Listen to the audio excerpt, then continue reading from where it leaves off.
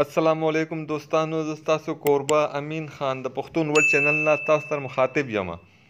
دوستانو، تاسو سره ګاډي شته، هر سړی ګاډي ساتي د چا چې طاقت او حیثیت یې. نو د ګاډي د ساتلو یو خبره، لیکن د ګاډي د مینټیننس د دې جوړېدو یا په دې کې څه مسلې راشي دغه باندې لږ ځان پوه کول پکار دي. بي آر وي هونډا بي آر وي یو ګاډی ما سره دی، ما سره د ټایر پنچر و، هوا کمه وه، د هغې دپاره زه په پنچري پسې لاړم چې باید دې کې هوا واچوه. هغه ته هم پته نه وه، زما شان نوی سړی و.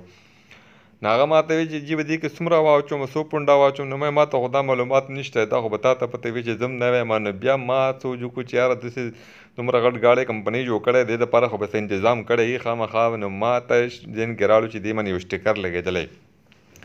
هغه سټیکر باندې به دې کې بیا د ټایر د پریشر حواله هم ورکړې، د ټایر سایز هم ورکړی چې به ده کې به دومره هوا چې دا د دې ټایر سایز دی.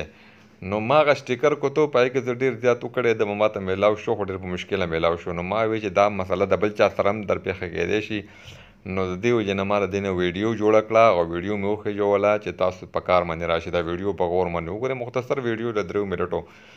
نو د هونډا بي آر وي د ټایر پریشر چې دی د ډرور لاس ته چې کومه دروازه ده، په دې شاته پیلر باندې دا سټیکر لګېدلی، په دې کې 16 انچ ټایر لګي، دا د بره لیکلي دي.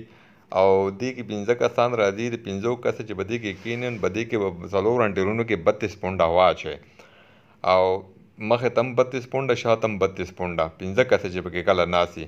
او که چېرې دا کسان 7 کسان چې دا 7 سیټر ګاډی دی، نو بیا به ته په دې کې مخې ته به 32 پونډه هوا اچوي په 2 ټیرونو کې، او شاته ټیرونو کې به بیا 43 پونډ 40 نه واله 43 پونډه هوا به بیا ته اچوي.